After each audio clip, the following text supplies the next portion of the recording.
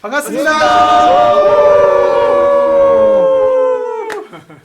네, 사랑하는 대형교회 청년 여러분 반갑습니다. 오늘 참 기쁘고 즐겁고 행복한 부활주일인데요. 이 부활주일에 여러분 어떻게 지내고 계신지 참 궁금하고 네 그렇습니다. 여러분 무엇보다 궁금한 게 좀 있으실 것 같아요. 사랑하는 우리 목사님들이 어떻게 지내고 계시는지 다들 정말 많이 궁금해하고 계실 것 같은데요. 우리 목사님들의 근황을 한번 좀 여쭤보도록 하겠습니다. 가장 먼저 우리 윤 목사님 어떻게 지내고 계셨는지. 네, 벌써 여러분을 못 만난 지 5주 차죠. 네. 네, 5주 차. 야, 진짜 지난 주간은 정말 고난 주간이었습니다. 예, 부흥회로 또 바쁘기도 했고 또 특별히 고난 주간 때 5주 동안 여러분들 얼굴 못 보니까 마음도 되게 힘들고 어려웠는데 카페에 갔을 때 또 우리 1청년부 지체들 몇 명을 만났어요. 카페에서 잠깐 아주 우연히 만났는데 너무 반갑고 또 이 친구들이 또 너무 반갑게 또 인사를 해줘서 또 개인적으로 굉장히 많이 감동이 됐습니다.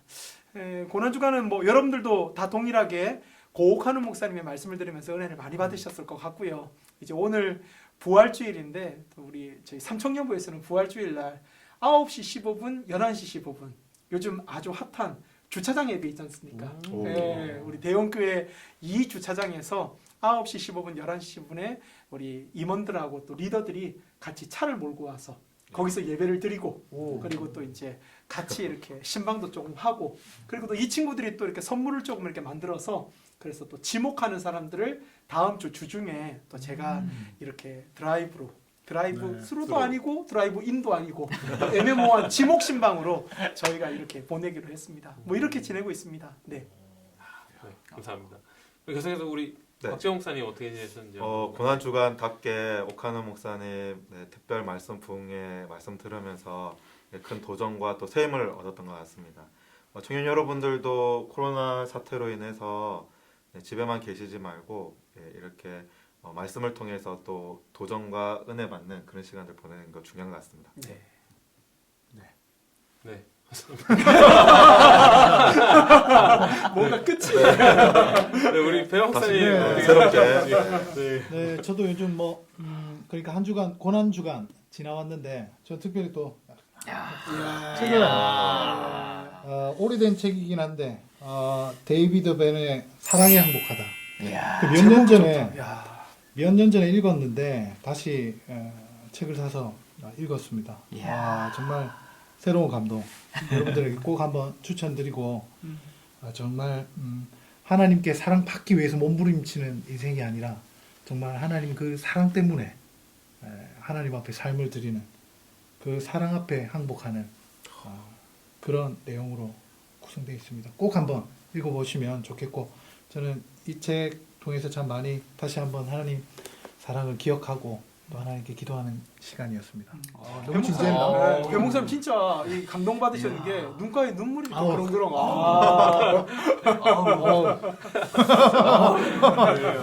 그럼 우리 김창근 목사님 어떻게 지내셨는지 한번 또 말씀해 주시죠. 이번 주가 고난 주간이니까요. 진짜 부흥의 말씀을 빠뜨릴 수 없을 것 같습니다.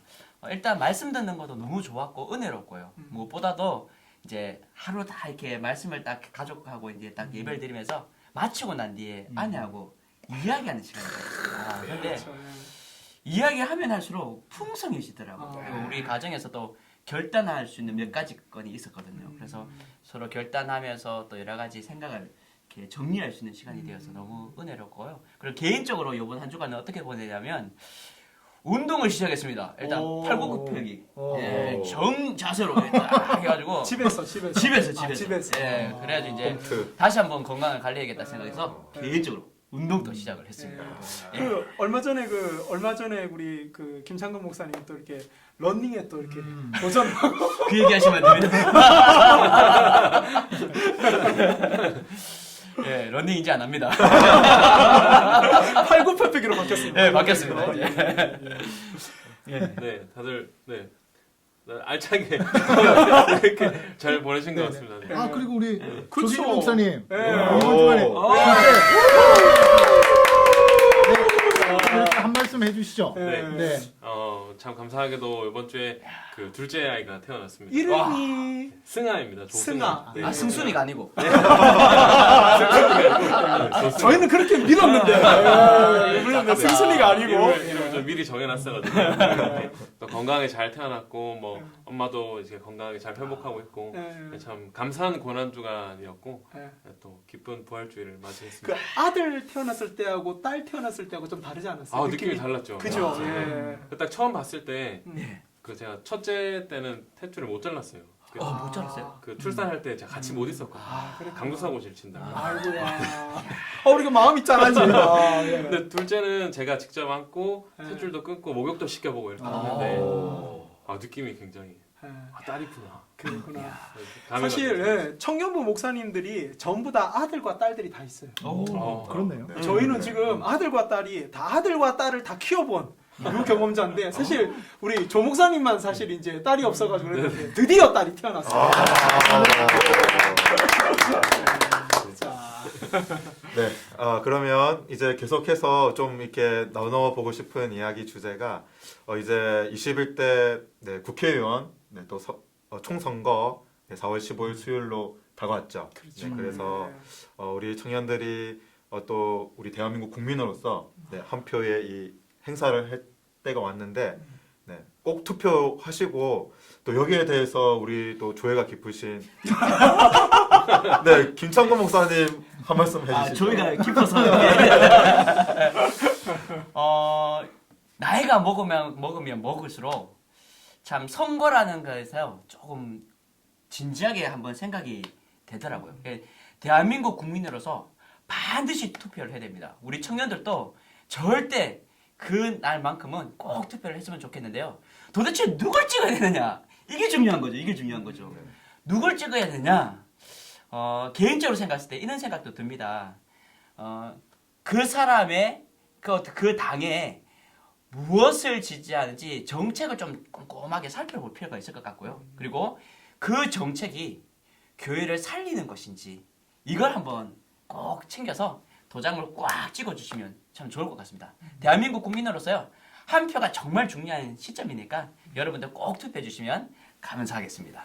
예. 예, 이번에는 또 코로나 때문에 그렇죠. 사실 투표율이 굉장히 낮다고 해요. 네. 사실 이제 다들 이제 이 전염병 때문에 걱정이 돼서 투표율 자체가 낮을 거라고 하지만 크리스찬으로서 우리가 우리의 권리도 우리 김창근 목사님 말씀하신 것처럼 바르게 잘 행사하고 또 크리스찬으로서 우리가 우리의 목소리를 내야 될 때 투표를 통해서 목소리를 잘 발휘할 수 있었으면 좋겠다 이런 생각이 듭니다. 네. 자, 그럼 제가 광고를 하나 드리도록 하겠습니다. 또 책 이야기인데 우리 작년부터 쭉 해왔던 것처럼 이제 시리즈 설교가 또 청년부에서 시작됩니다.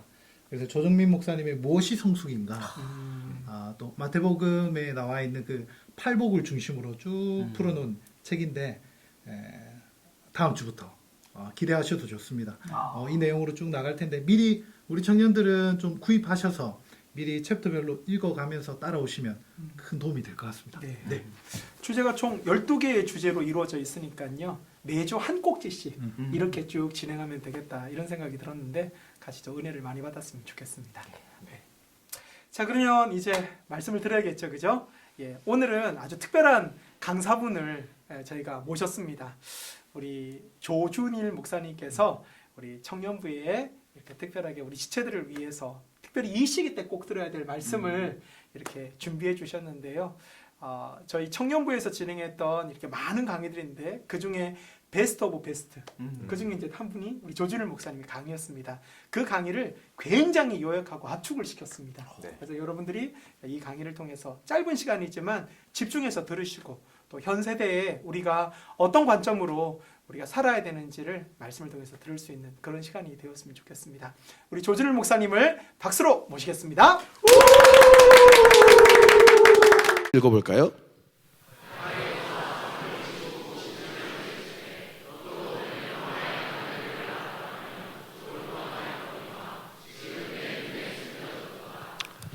예수님이 우셨던 기사 내용이에요.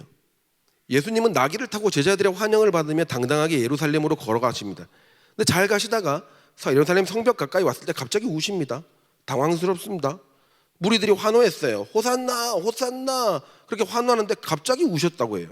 여기서 우셨다라는 단어는 에클라우센이라는 단어를 쓰는데 그냥 눈물을 흘리는 정도가 아니라 갑자기 울음을 터뜨려 소리를 내서 통곡하는 행위를 이야기합니다. 사람들이 얼마나 놀랐을까요? 나귀 타고 잘 지나가시다가 갑자기 우후 하면서 우신 거예요. 예수님이 엄청 당황한 거죠. 그게 얼마나 충격이었고 사람들에게 놀라는 장면이었고 그것이 얼마나 이 각인이 됐었으면 사람들의 기억에 남아 그 자리에다가 교회를 세웁니다. 이름은 도미누스 플레비트, 뜻은 예수가 눈물을 흘리다입니다. 우리나라 이름으로 눈물교회라고 해서 지금 있습니다.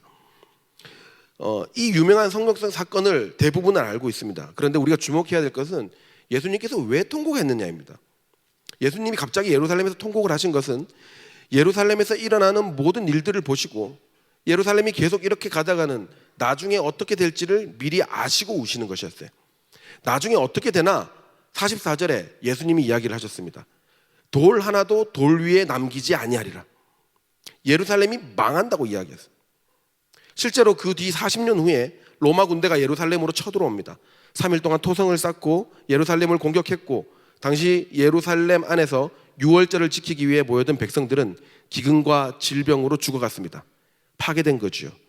돌 하나도 돌 위에 남는 게 없을 만큼 파괴된 겁니다. 그 이유는 뭘까? 핵심 키워드는 평화에 관한 일입니다. 여기서 평화에 관한 일을 알지 못해 곧 망한 것이라면서 예수님 우셨는데요.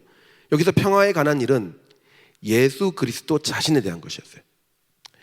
수차례 말씀을 전하고 기적을 행하고 또 무엇이 하나님의 뜻인지 이야기하고 돌아오기를 말씀하셨지만 예루살렘은 돌아오지도 않고 돌이키지도 않고 끝까지 고집하다가 마침내 망하고 맙니다.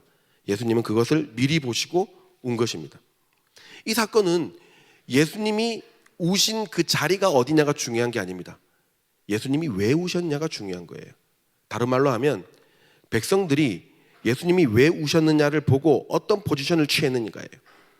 백성들이 지금 어떤 자리에서 어떤 사고를 가지고 살았느냐가 예수님한테 문제였던 겁니다.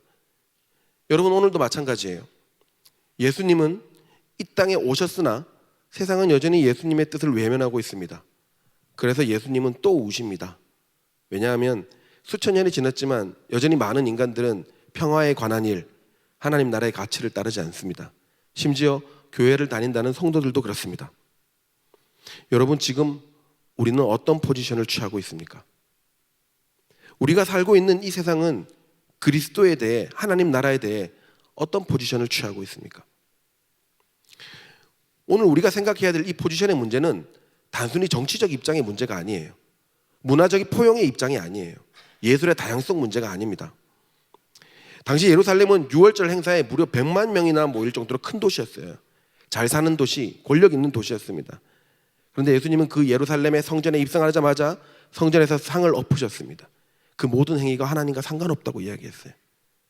왜냐하면 당시 로마 권력에 기대어 살고 있던 대부분의 종교인들하고 권력층들이 하나님 나라의 질서가 아니라 로마의 문화 질서에 순복하며 살았기 때문입니다.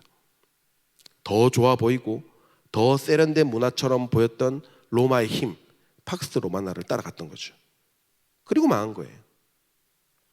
다시 말씀드리지만 진리에 있어서 우리 포지션의 문제는 단순한 정치, 문화, 예술의 다양성의 문제가 아닙니다. 세련미의 문제가 아니에요. 망하냐 안 망하냐의 문제. 작게는 여러분의 가정입니다. 그리고 크게는 우리의 교회, 더 크게는 이 나라와 이 민족이 망하냐 안 망하냐의 문제입니다. 우리 함께 이 부분을 진지하게 생각해 봤으면 좋겠는데요. 한번 보실까요? 최근에 인기리에 방영되고 있는 드라마입니다. 사랑의 불시착. 이 드라마는요, 북한 주민들의 생활을 굉장히 정감 있게 그려요. 그리고 북한에 대해 우호적인 동시에 조금 마음에 안 드는 거는 남한에 있는 사람들은 굉장히 탐욕적이고 철이 없고 정이 없는 사회로 그려내고 있습니다. 뭐 거기까지는 그게 재미를 위해 그럴 수 있다고 봅니다. 근데 제가 1화를 보다가 마음이 굉장히 불편했어요. 경영승계에서 막내딸에게 밀린 장남의 아내가 교회 집사님이에요. 근데 경영승계에서 밀려서 신방기도 모임 중에 막 억울하다고 이야기를 하고 있었는데 마침 그 승계권을 딴 그 딸이 실종이 됐어요. 그 현빈하고 이제 날아갔죠. 거의 죽은 것으로 소식이 들려요. 그 소식을 들은 우리 교회 집사님은 기도 응답을 받았다고 웃으면서 이야기하고 있는 내용입니다. 여러분 이 드라마는 굉장히 재밌습니다. 근데 북한은 사실 굉장히 정이 많고 눈물이 많은 정감 있는 사람들로 그렸고 남한 사람들은 탐욕적이고 멍청하게 그립니다. 그리고 방금 본 장면처럼 교회는 탐욕적인 사람이 기도하는 곳으로 그려집니다. 이 장면은 한 번으로 그치지 않아요. 2회에서도 이와 비슷한 장면이 나오고 제가 2화까지 보고 바빠서 못 봤는데요. 저는 이 장면을 보면서 마음이 굉장히 불편하더라고요. 여러분 신방이 아까 보니까 남자 2분에 여자 3분 있더라고요. 한 분은 교구 목사님일 거고 한 분은 신인교육자일 거고 한 분은 조장일 거고 한 분은 구역장일 거고 한 분은 교구장이실 텐데 그래 앉아가지고 이렇게 잘 이렇게 듣고 이렇게 하고 있는데 그거를 보고 막 아멘 하고 있고 막 기도응답 받았다고 하고 이러는 거예요. 여러분 이게 우리가 기도 모임이나 신방이 우리 교회에서 어떤 의미가 있는 모임입니까? 제가 요즘 대신방 다니고 있는데요. 이 신방은 성도 간에 교제가 있고 기도가 있고 권면이 있고 치유가 있고 눈물이 있는 거룩한 모임이에요. 그 가정에서 예배가 드려짐으로 하나님이 임하시는 모임이란 말이죠. 그 중요한 교회의 사역을 저렇게 그리니까 이게 마음이 좀 불편해요. 누가 그래요? 목사님 그거 장난이잖아요. 극중 재미를 위해서 그런 거 아니겠어요? 여러분 이 극중 재미를 위해 버려놓은 이 장면은 두고두고 사람들에게 기독교인은 저렇구나, 교회에서 하는 신방은 저런 것이구나 라는 이미지를 심어줍니다. 단지 이 드라마 한 번의 에피소드가 아니에요. 문화예술계에 흐르는 반기독교적인 감정이 크게 달합니다. 이따가 저희가 살펴보도록 하겠는데요. 여러분 세상이 교회를 바라보는 이 관점은 굉장히 부정적입니다. 교회를 굉장히 오해하고 있어요. 이상한 집단으로 매도하고 있습니다. 문제는 교회는 반대로 세상을 너무 해피하게 봅니다. 이 시대의 흐름과 관점에 대해 우리는 너무 관용적이라는 거예요. 너무 긍정적이라는 거예요. 세상이 반기독교적인 가치를 가지고 문화를 형성하려고 하고 있는데 나만 아니면 된다는 식으로 방관하거나 아니면 그 문화에 편승해서 같이 교회를 공격하는 성도들도 많이 있습니다. 예수님은 그러한 예루살렘 성을 보면서 에클라우센, 통곡을 하셨는데 우리는 그런 땅을 보면서 그럴 수도 있지, 장난이잖아, 드라마잖아 라면서 동조하고 있다는 거죠. 여러분 그 끝이 어떻게 되겠습니까? 그 이야기를 오늘 강해야 하는 거예요. 세상은 교회를 부정적으로 오해하고 있고 교회는 세상을 긍정적으로 오해하고 있습니다. 그래서 오늘 우리가 깊이 생각해야 될 목적은 포지셔닝이에요. 우리 교회는 어디에 위치해 있고 나는 지금 어떤 입장의 포지션을 취하고 있는가입니다. 예루살렘 성을 향해 눈물을 흘리며 통곡하고 있는 예수님의 포지션인지 아니면 세상이 주는 재미와 권력과 세련됨에 취해서 교회를 공격하고 있는 포지션인지, 그것도 아니면 이도 저도 아닌 채 방관하며 예루살렘 성을 관광하고 돌아가는 방관자의 포지션인지 우리 생각해 봐야 돼요. 여기에 대해서 헷갈릴까 봐 보수주의자, 진보주의자가 무엇인지 정확한 개념을 한번 알려드리겠습니다. 보수주의는 지키는 사람들이에요. 지키는 사람들. 진보주의는 변화를 추구하는 사람이에요. 변화를 추구하는 사람. 중요한 것은 지키고 변화를 추구하는 이 행위가 중요한 게 아니라 무엇을 지키고 무엇을 변화시키냐에 따라서 보수와 진보는 굉장히 가변적이에요. 좌파 우파가 아니에요. 어느 당을 지지하느냐가 아니에요. 내가 지키려는 가치가 무엇이며 내가 변화시키려는 가치가 무엇인가에 따라서 보수와 진보는 달라지는 거예요. 자, 예를 들어볼까요? 여러분 질문할게요. 우리나라 역대 대통령 중에 가장 진보적이었던 대통령이 누구였나요? 김대중 대통령이었나요? 노무현 대통령이었나요? 지금 현재 문재인 대통령이었나요? 아니에요. 여러분 역사상 가장 진보적인 대통령이 누군지 아세요? 이승만 대통령이에요. 왜 그런지 말할까요? 이승만 대통령은요, 우리나라가 일제강점기에 있다가 독립할 때 처음으로 공화정이라는 것을 도입합니다. 우리나라가 원래 왕정국가였어요. 그리고 천황 일본 강점기에 있었어요. 우리나라의 주권이 한 사람에 의해 결정되던 나라였는데 그 주권이 한 사람에 의해 결정되지 않고 국민적 합의에 의해서 결정되게 하는 정치, 그 공화정 제도를 처음 도입한 사람이 이승만 대통령이라고요. 여러분 어떤 나라든 그 나라가 왕정에서 공화정으로 넘어가려면 엄청난 혁명이나 피바람이 불어야 돼요. 전쟁 후에나 가능했어요. 근데 이승만 대통령은요, 건국헌법에 공화정 제도를 만들어버립니다. 정치체제 자체를 왕정에서 공화정으로 바꿨어요. 그럼 이거야말로 진보 중에 진보 아니에요? 네? 대단한 거죠. 여기에 대해서는 이따가 다시 한번 이야기할 텐데요. 그래서 현재 보수주의의 아이콘이 되어 있는 이분은요, 사실 우리나라에서 가장 진보적인 대통령입니다. 자, 여기서 정리해보면 보수냐 진보는 이 태도의 문제가 아니에요. 그 앞에 뭐를 붙이느냐에 따라 달라지는 거예요. 무엇을 지키려고 하느냐, 무엇을 바꾸려고 하느냐, 어떤 사회적 현상이나 문제 혹은 시대에 따라 달라질 수 있는 거죠. 특별히 보수주의를 수구와 여러분들은 잘 구분해야 됩니다. 수구는 무조건 옛날 것을 끝까지 지키려는 고집스러운 행태를 수구라고 합니다. 반면에 보수는 자기가 지켜야 된다고 생각하는 지켜야 될 것을 끝까지 지키는 것, 그게 보수예요. 여러분 그래서 보수주의, 진보주의는 앞에 괄호가 쳐져 있습니다. 무엇에 관해 보수고 무엇에 관해 진보입니까? 라는 거예요. 괄호 안에 변기가 들어가면 변기 보수주의자가 되는 거고, 변기를 바꾸려고 한다면 변기 진보주의자가 되는 거예요. 자, 우리 이 괄호 안에 기독교를 한번 넣어 봅시다. 여러분은 보수주의자입니까? 진보주의자입니까? 여러분은 기독교 보수주의자입니까? 기독교 진보주의자입니까? 기독교의 정통 교리와 가치를 지키려는 사람입니까? 바꾸려는 사람입니까? 이게 굉장히 중요한데요. 자, 신본주의는 정확한 사전 용어가 이래요. 태초에 창조신이 있어서 모든 만물을 다 만들었고 지금 일어나는 모든 일이 신의 뜻이라고 해석하는 태도. 이게 신본주의예요. 인본주의는요, 인간이 모든 것의 중심이 되는 사상. 그게 인본주의예요. 자, 주의할 것은 여러분, 인본주의하고 인문주의하고는 달라요. 인문주의는 인간성을 존중하고 인간의 교양의 발전을 목표로 하는 사상이에요. 그러니까 이거 착각하지 마세요. 여러분, 자, 웃긴 질문이지만 교회 다니는 여러분에게 질문합니다. 여러분은 신이 중심이 되는 신본주의입니까? 인간이 중심이 되는 인본주의입니까? 이거는 아까보다는 조금 더 대답이 커요. 여러분, 이 개념은 상당히 세상을 바라보는데 큰 태도의 차이를 가져옵니다. 첫 번째, 인본주의는요, 인간이 인간의 이성으로 완전함을 이룰 수 있다고 생각합니다. 인간의 이성이 완전할 수 있다고 믿어요. 인간은 합리적일 수 있고 따라서 어떻게 교육하고 훈련하냐에 따라서 완전한 선을 이룰 수 있다라고 믿습니다. 그 사상으로부터 출발한 계몽주의는 엄청난 인본주의 철학자들을 많이 탄생시켰죠. 여러분이 잘 아는 존 로크, 어떻게 저렇게 말할 수 있을까요? 인간의 마음은 백지 상태와 같다라고 이야기를 해요. 존 로크는 인간의 마음은 백지 상태와 같다라고 이야기해요. 그러니까 어떻게 훈련하고 어떻게 그 백지에 그리냐에 따라서 인간은 만들어진다라고 이야기하는 거예요. 이 말은 원래부터 인간은 원죄로 인해 악하다고 이야기하는 신본주의 사상을 배격하게 됩니다. 이런 인본주의 철학은 그 후에 터진 세계 제1, 2차 대전 그리고 프랑스 공포 정치로 인해서 인간은 절대 선할 수 없다라는 현실을 깨닫고 한계에 부딪히게 됐죠.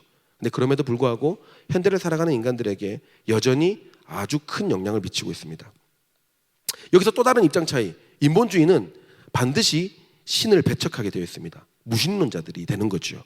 왜냐하면 인간이 노력하면 무엇인지 될 수 있기 때문이에요. 인간은 완전할 수 있다고 믿으며 인간 외에 완전한 존재인 신이 필요가 없게 됩니다. 그래서 무신론자들이 생기는 거죠. 그리고 인본주의는 인간이 굉장히 완벽한 사회를 만들 수 있다고 생각합니다. 그래서 잘 들으세요, 여러분.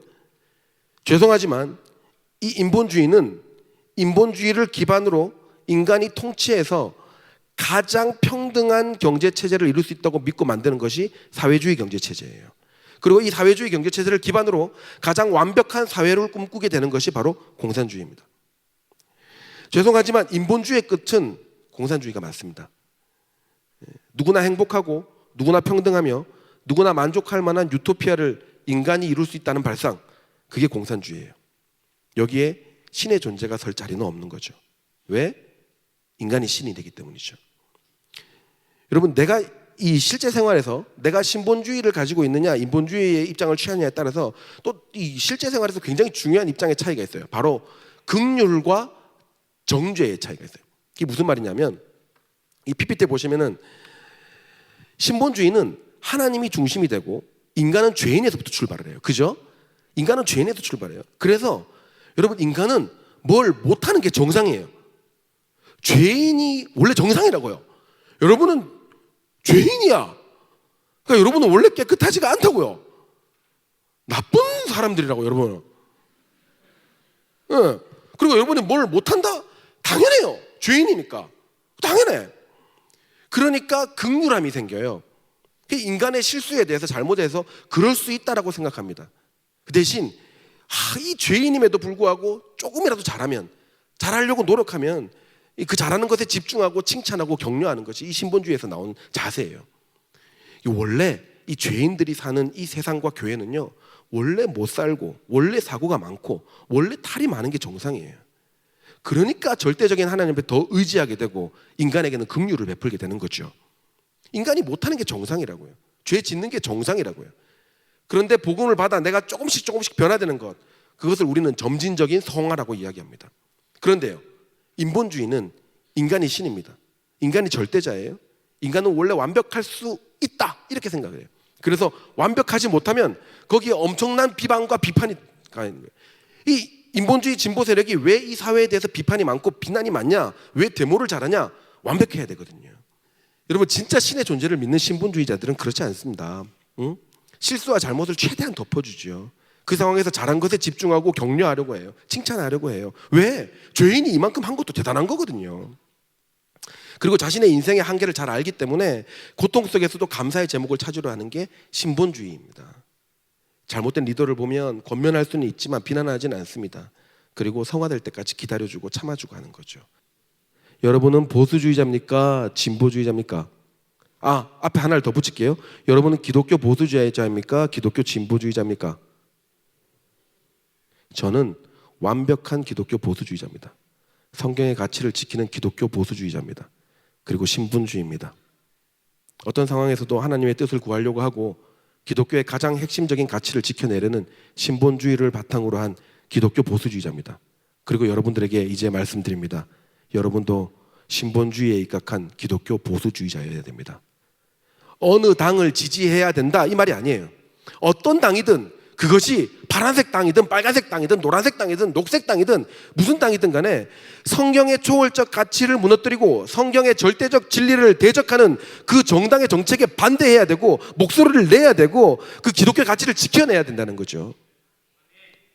아무리 멋있고 세련된 말로 유혹을 해도 내게 어떤 유익을 가져다 준다 해도 그 시대의 정부가 그 시대의 어떤 세력이 성경의 초월적 가치를 박탈하려고 할 때 우리는 기독교 보수주의자로서 그걸 반대하고 지켜내려고 노력해야 된다는 겁니다. 그리고 인본주의가 이루고자 하는 유토피아의 가장 적대적인 걸림돌이 되는 것이 신본주의 질서를 가진 교회입니다. 그러니까 교회는 무조건 까고 보는 거예요. 죄송해요. 욕하고 보는 거예요. 청년 강의니까. 자, 그럼 교회가 진짜 이 사회에 해악만 끼치고 있느냐? 그렇지 않습니다. 가장 힘든 곳에 가장 먼저 가서 돈과 힘을 보태는 것이 교회예요. 다만 오른손이 하는 일을 왼손이 모르게 하라라는 말씀 때문에 잘 안 드러내서 그렇죠. 이 자료를 보시면요, 종교인들 중에 헌혈하는 사람들, 골수 기증하는 사람들, 봉사하는 사람들 대부분이 기독교인들이에요. 대부분이 기독교인들이에요. 여러분 2011년 일본에 큰 지진이 났을 때 기억하십니까? 방사능의 위험을 무릅쓰고 방송국보다 군부대보다 그 어떤 그 일본의 구호단체보다 가장 먼저 들어간 첫 번째 봉사단체가 한국 기독교 봉사단이었어요. 아세요? 그때 그분들 인터뷰를 제가 직접 땄어요. 제가 그분들 인터뷰 직접 땄다고요. 그래서 알아요. 일본으로 날아갔어요. 터지자마자 일본으로 날아갔어요. 그래서 필요물품 편의점에서 싹 끌고 모으고 낡은 트럭 하나 구해가지고 그 지역으로 들어가려고 하는데 일본 내 어떤 구호단체도 접근을 못합니다. 근데 한국교회 봉사단이 먼저 뛰어갔어요. 한국의 언론 MBC, KBS, SBS요? 그 기자들이 들어갈 방편이 없으니까 그 트럭을 보고 같이 들어가면 안 되겠냐고 부탁을 했습니다. 그때 목사님이 그러셨어요. 그러면 제발 부탁인데 내가 너희들 태워주고 가겠다. 그러면 우리 자켓에 있는 우리 교회 이름도 아니고 한국 기독교 봉사단 이 글자가 한 번만 TV에 나오게 해달라. 그렇게 얘기했어요. 기자들이 오케이 그렇게 해주겠다고 약속하고 한국 메이저 언론 기사들이 교회 트럭을 타고 사고 현장에 갑니다. 그리고 촬영했는데요. 교회, 기독교 한 글자도 나오지 않습니다. 왜요? 이미 인본주의를 바탕으로 기독교에 대한 반감을 가진 세력들이 그들의 공격이 무서운 거예요. 언론사 안에, 방송사 안에 인본주의에 무장한 반기독교 세력이 너무 많이 들어가 있는 거예요. 네, 여러분 혹시 읽어보셨죠? 들어보셨죠? 교회가 사회를 걱정하는 것이 아니라 사회가 교회를 걱정하는 시대가 됐다. 멋있는 말이죠. 그 사람들 입장에서. 저는요 이 말 들을 때마다 엄청 화가 납니다. 저 이 말을 진짜 싫습니다. 이 교회 다니는 목사님들이나 이 지도자들도 아니면 좀 약간 그 좀 이렇게 좀 이렇게 좀 비판적인 우리 청년들도 이런 말 되게 많이 하는데요. 저는 이 말 너무 싫어합니다. 여러분 제가 아는 한 교회는 이 세상을 끊임없이 걱정해 왔습니다. 항상 나라와 민족을 위해 기도하고 지역사회를 위해 기도하고 헌신하고 봉사합니다. 우리 교회만 보세요. 모든 기도회 때마다 공식적인 기도회 때마다 이 울산 지역과 나라와 민족을 위해 기도하지 않은 적이 있는가? 교회라는 것이 처음 생기고부터 지금까지 한 번도 나라와 민족을 위해 지역을 위해 기도를 그친 적이 없습니다. 걱정을 그친 적이 없습니다. 그런데 세상은 교회를 비난한 적은 있어도 걱정한 적은 없습니다. 적어도 제가 조사한 바에 의하면 세상은 교회를 비난한 적은 있어도 걱정한 바는 없습니다. 어떤 언론도 문화도 교회를 걱정해서 대안을 제시하거나 도움을 주려고 하거나 공감하고 위로하려고 하지 않습니다. 대부분은 비난하고 비판하고 잘못된 점을 극대화하기만 바쁘고 더 바쁜 모습, 더 나쁜 모습으로 교회를 그리기에 최선을 다하는 거죠. 근데 이렇게 아름다운 말로 포장해서 마치 세상은 천한 척, 세상은 착한 척, 교회는 악한 척 포장하고 있는 거예요. 여러분, 이런 사회에서 우리가 뭘 해야 될까요? 가장 위험한 것, 가장 시급한 것부터 말씀드리겠습니다. 다시 돌아가면 지금 교회를 바라보는 세상의 시선은 철저한 인본주의적 시각으로 형성된 겁니다. 인본주의는 반드시 신본주의와 충돌할 수밖에 없고, 그래서 인본주의를 바탕으로 한 반기독교적 정책들은 반드시 쏟아져 나오게 될 수밖에 없습니다. 사회의 분위기가 그렇게 흘러가면. 다시 돌아가 볼까요? 우리는 기독교 보수주의자입니다. 기독교 보수주의자가 지켜야 할 것은 하나님의 주권이고 하나님의 질서고 성경의 법질서입니다. 이 높은 가치를 지켜내는 게 바로 기독교 보수주의입니다.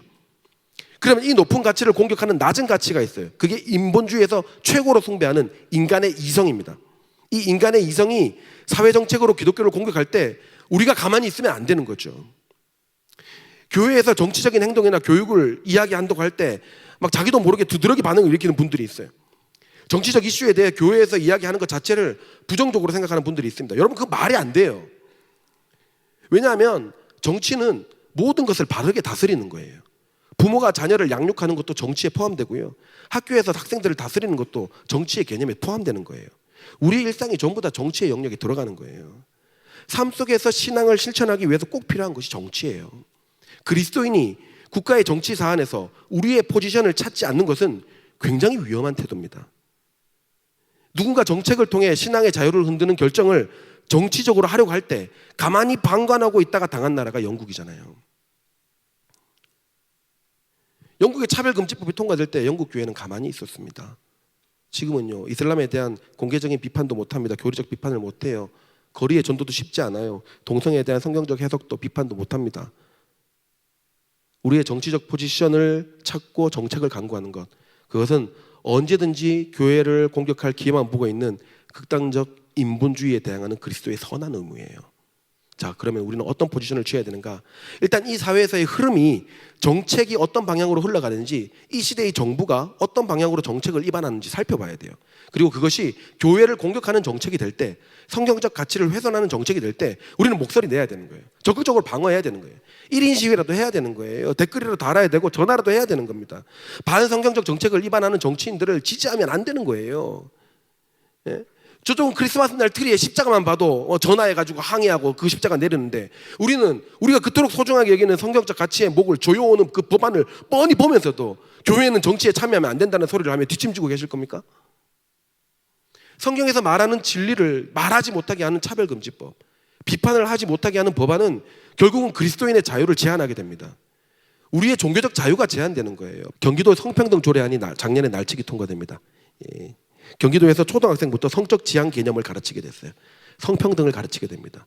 또 사업장의 사용자는 반드시 성 관련 기관을 만들어야 돼요.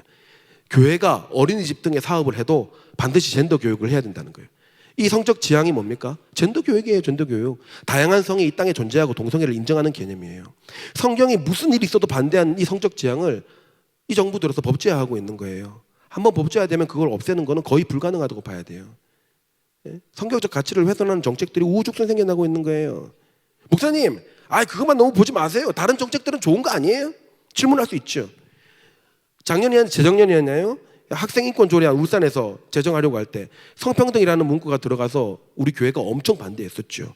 그때 공청회에서 저쪽 사람들이 그랬어요. 이 성평등이라는 단어 하나만 보고 전체 인권조례안을 폄훼하지 말아주세요. 다른 건 다 좋은 거 아니에요? 그래서 저희가 이야기했죠. 그러면 그 조항을 성평등을 양성평등으로 바꿔줘라. 그럼 우리 반대 안 할게? 이렇게 얘기했어요. 그쪽에서 아무 말을 안 해요. 그 말이 뭐예요? 이 성평등이라는 단어가 핵심이라는 거예요. 코어라는 거예요. 절대 그쪽에서 양보할 수 없는 키워드라는 거예요. 이 젠더 교육, 젠더 평등이 가장 핵심인 거죠. 다른 인권 등의 문제는요, 그 핵심을 가리기 위한 술책인 거예요. 자, 이걸 우리 관점에서 볼까요? 그들의 이런 정책은 성경적 가치를 훼손하는 게 가장 핵심 사안이라는 거예요. 정신 차리셔야 돼요. 정말 멋있어 보이고 정말 세련돼 보이지만 결국 그들이 양보하지 않는 것, 그것은 성경적 가치를 훼손하는 것, 그것이 핵심 사안이라는 거예요. 다시 묻겠습니다. 여러분은 보수주의입니까? 진보주의입니까? 여러분, 우리 사회에서 존재하고 있는 진보주의 세력들은 상당한 위험성을 가지고 있습니다. 아무리 멋있는 말로 포장하고 있지만 그 말들은 심각한 인본주의의 맹점을 가리는데 사용되고 있습니다. 얼마 전에 TV에서 보신 분이 있을 거예요. 진보 논객으로 유명했던 진중권 씨가 유시민 씨를 공격하면서 그의 행태와 말을 공산주의의 선동이다라고 비판한 적이 있어요. 뭐 자기들끼리 싸우고 있어요. 왜 그렇게 강하게 비판하는 줄 아세요? 이 땅에 사회주의적인 요소가 있는 것은 어쩔 수 없지만 사회주의자들의 궁극적인 이상은 공산주의예요. 공산주의는 인간의 이성이 생각하는 가장 유토피아적인 정치 체제입니다. 그러나 인간의 죄성으로 인해 절대 이루어질 수 없는 것이 이미 역사적으로 드러난 실패작이에요. 그러나 모든 사회주의자들은 아직도 그 꿈을 버리지 못하고 있어요. 그의 반대에 서 있는 기독교적 질서를 무너뜨리고 해방과 자유를 외치고 있는 거죠. 여러분, 왜 우리나라에 특별하게 그런 공격들이 영적으로든 일어나고 있는지 아십니까? 잘 들으세요. 이 나라의 법질서가, 이 나라의 헌법이 교회와 함께 시작했기 때문입니다. 이승만 박사는 뭐 이래저래 말이 많지만 팩트만 이야기하면 이승만 박사는 우리나라 체제를 준비하고 건국 준비를 할 때 수많은 미국의 신학생들과 신학자들과 미국의 크리스천들과 함께 진행했습니다. 우리나라 재헌헌법이 미국식으로 채택되게 하기 위해 많은 노력을 합니다. 미국의 천부인권에서 출발한 미국 헌법은 미국 청교도 사상에서 시작된 거예요. 그러니까 이승만 박사가 이 나라의 근간을 기독교 국가로 디자인하려고 한 겁니다. 기독교 국가로 디자인한 거예요. 그래서 우리나라는 자유롭게 교회가 세워질 수 있었고 복음이 전해질 수 있었고 부흥할 수 있었던 겁니다. 그래서 저쪽에서는 이 나라 건국의 근간인 교회를 흔들고 기독교 이념으로 시작한 헌법을 수정하려는 노력을 끊임없이 하는 거예요. 여러분, 이런 전방위적인 교회를 향한 공격에 우리는 어떻게 해야 될까요? 첫 번째, 잘 살아야 됩니다. 잘 사십시다. 우리 잘 살아야 됩니다. 기독교인으로서의 가치를 우리 삶을 통해 증명해야 됩니다. 복음의 위대함을 우리의 삶으로 증명하지 않으면 복음 역시 이 세상에서 하나의 이데올로기가 될 뿐이에요. 여러분, 복음은 하나의 이념이 아닙니다. 복음은 영원한 생명이에요. 절대 양보할 수 없는 하나님의 영원한 가치고 반드시 승리할 하나님의 구원의 소식이 복음입니다. 이 복음을 드러내는 것은 우리가 세상을 살아갈 때 지금 살아가고 있는 이 지금이 기회인 거예요. 복음의 우수성을 삶으로 증명함으로 그 어떤 세력들도 말을 못하게 하셔야 됩니다. 두 번째, 반기독교적인 정책에 적극적으로 대응하셔야 됩니다. 어떤 정치인이든 어떤 정당이든 상관없습니다. 기독교의 근본적인 가치를 훼손하거나 제한하려고 하는 정책에 대해 목소리를 내셔야 됩니다. 댓글이든 전화든 시위든 뭐든지 괜찮습니다. 법의 테두리 안에서 우리의 가치를 지킬 수 있어야 됩니다. 그리고 관심 가지고 공부하셔야 됩니다. 그래야 선동당하지 않습니다. 과연 그러한가 찾아보셔야 됩니다. 책을 읽어야 하고요. 여러 사람을 통해 다양한 의견을 듣고 교회를 보호하는 데 적극적이셔야 됩니다. 자, 귀한 강의로 수고해 주신 우리 조진우 목사님께 다시 한번 박수 드리겠습니다. 이 온라인이 아니면 오프라인에서 좀 이렇게 박수도 이렇게 다 같이 이렇게 좀 보여드리고 이랬으면 좋겠는데 어차피 강사도 온라인이니까 여러분들도 계신 곳에서 이렇게 박수 치시면 될 것 같습니다. 자, 이 시간에는 이제 드디어 기다리던 퀴즈 시간입니다. 오늘은 상품을 좀 푸짐하게 준비를 했는데요. 1청년부터 3청년부까지 총 10분에게 저희가 이렇게 퀴즈 선물을 드리도록 하겠습니다. 퀴즈 문제는 우리 조기준 목사님께서 같은 조가라서 그래서 이렇게 퀴즈를 한번 내주시도록 하겠습니다. 네, 제가 퀴즈를 내도록 하겠습니다. 두 가지 문제를 내도록 할 텐데요. 먼저 첫 번째 문제입니다. 자막으로 나가고 있죠, 그죠? 네, 예, 밑에 자막으로 나가고 있습니다. 보이시죠 여기? 네. 아까 저희가 총선 얘기를 했었는데요. 네. 4.15 총선은 과연 무슨 요일에 치러질까요? 어렵다. 예. 이거 진짜 어렵다. 예. 첫 번째 문제가 4.15 총선은 무슨 요일에? 예. 이게 첫 번째 문제고요. 첫 번째 문제고요. 예. 자, 두 번째 문제입니다. 오늘 조진우 목사님께서 정말 좋은 말씀을 전해주셨는데 본문의 말씀이 누가복음의 말씀입니다. 아, 그렇죠. 이 본문의 말씀에서 예수님께서 예루살렘 성을 바라보시면서 하신 행동이 있습니다. 예수님께서 하신 행동이 과연 무엇인가? 보기가 있습니다. 보기. 아, 보기. 첫 번째, 첫 번째 박수를 치셨다. 박수를 치셨다. 두 번째, 욕을 하셨다. 욕을 하셨다. 예수님이에요. 욕을 예수님이에요. 네. 아, 그래. 마지막 3번, 우셨다. 우셨다. 아, 이거 헷갈리네요. 진짜 그죠? 어려운데요. 아, 오늘 너무 문제가 어려워요. 굉장히 어렵다 진짜. 너무 어려워요. 정답이 없는 것 같아요. 그러게요. 정답이 없는 걸 수도 있다. 제가 항상 이렇게 어렵게 그렇죠. 문제를 예, 냈어요. 여러분들. 네, 문제가 너무 어려우신 우리 조민준 목사님에게 항의를 하시면 될 것 같습니다. 예. 자, 문제를 잘 푸시고요. 여러분들 특별히 바로바로 오늘은 바로 문제의 정답을 각 부서 목사님들한테 바로바로 쏴주시면 될 것 같습니다. 그러면 저희가 추첨을 통해서 정답을 하고 상품을 보내드리도록 하겠습니다. 자, 다음 주 한 주간 동안 열심히 각자의 영역에서 최선을 다하셨으면 좋겠고요. 그리고 구시기도도 계속되고 또 계속해서 또 총선이 있으니까 나라를 위해서 계속적으로 기도해 주셨으면 감사하겠습니다. 그러면 다음 한 주간도 승리하시기 바랍니다.